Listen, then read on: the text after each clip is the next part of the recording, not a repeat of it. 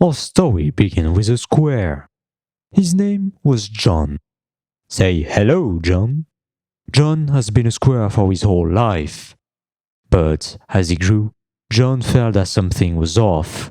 From the bottom of his heart, John wanted to be a circle. John felt rejected by the other for his sharp and strict line. He was very jealous of the circle around him, as they seemed so free and unencumbered and happy. One day, John decided that it was time for him to get rid of those filthy angles. So he proceeded to get into the closest wizard he knew, able to help him for his condition. John went to the left side of the screen to... You don't listen very well, John, do you? I said, John went to the left side of the screen to get out of his empty white void house. Why was it all empty? Probably because the animator was too lazy to draw something that complicated. Poor John, sentenced to live in a plain, white, infinite space. Anyway, after a small walk, John arrived at the wizard house. He was intimidated at first, but he took all of his courage to knock on the door. Oh no! Those stairs were too high, and John couldn't climb them.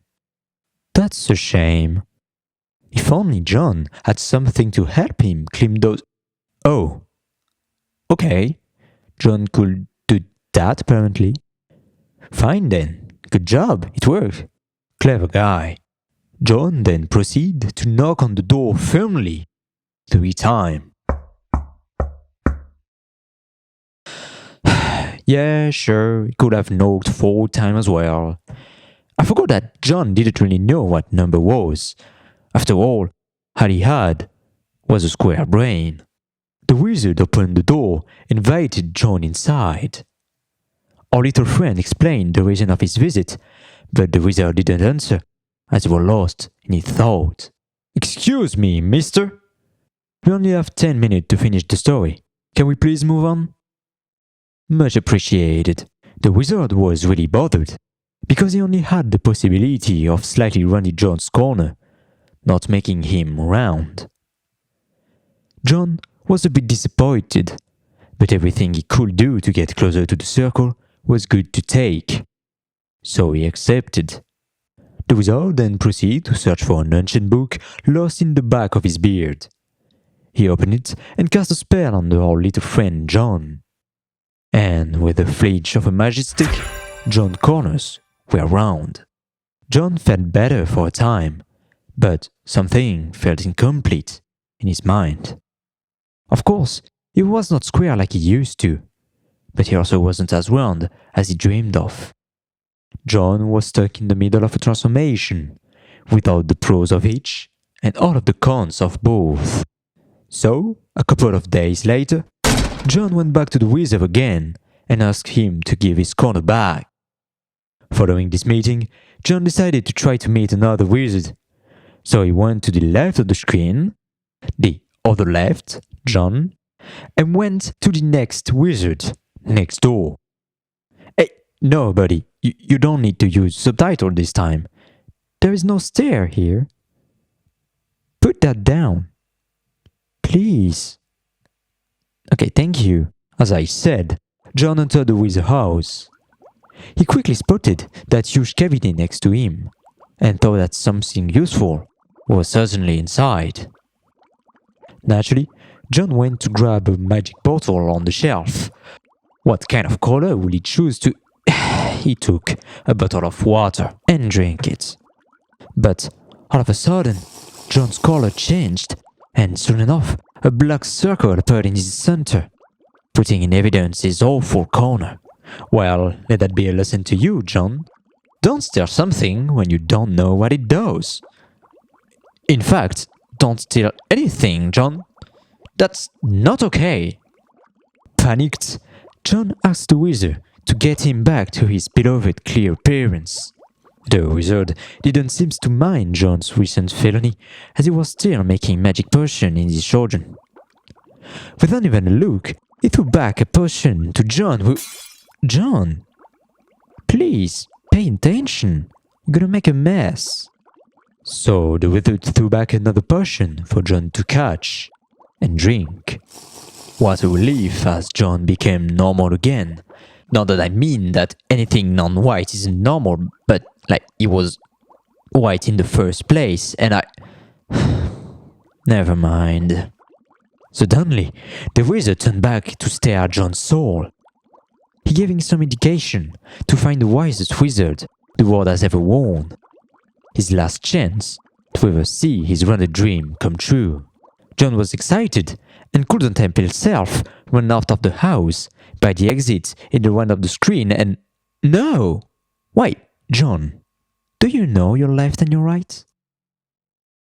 That's great! So, where is your left? Oh no, John, you're right.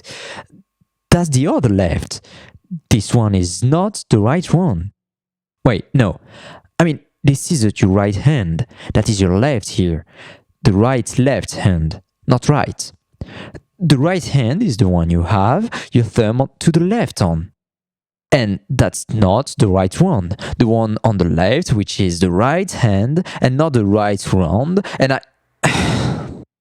You know what? Forget it. Here, just follow the arrow. Great. After another long walk, John finally found the house of the ancient and wise wizard, which he didn't need the sculptor to climb on, as this one was on top of a little mountain. But, as he reached to knock, the door opened by itself, and the wizard appeared. He definitely knew something was up. After all, he had read the script of the video. I'm not really sure how he had the opportunity to do that, but I'm just an author after all. I'm not here to judge. But that wizard had a strange gift for John. No, he wasn't going to help him with complicated, wacky wizardry. It wasn't about potion, holy water, or spells. He was about to teach John a lesson. He gave him a little mirror. It took some time, but John understood the wise wizard acts. Sadly, his dream of being a circle was doomed to fail. John was devastated to learn that. Gutted, he left the hill the wizard lived on. But he tripped and fell and rolled, or should I say slide.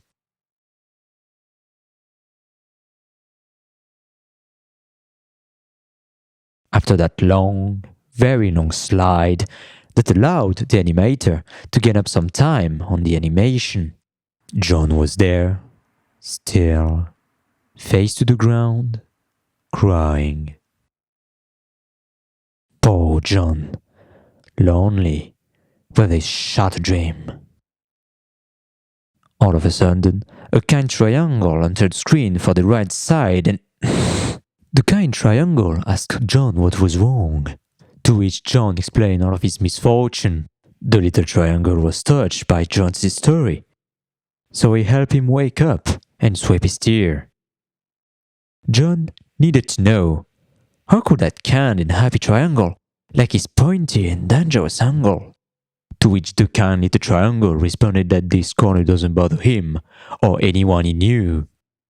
Of course, it was happening from time to time that he stung someone by accident with his pointy ends, but no one really minded about it. The kind little triangle went on to bring John to his friend.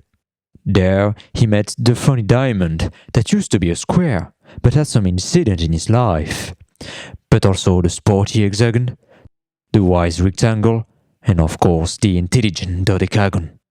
They kindly and warmly opened their arm to John's nature, as he found in his group some friend he felt accepted with for his whole life. John felt better than ever in his square body. John was now himself, and not some sort of unattainable standard. He embraced his nature and loved himself for what he was, and not what he wanted to be. But most importantly, he could now admire himself from all of his angles.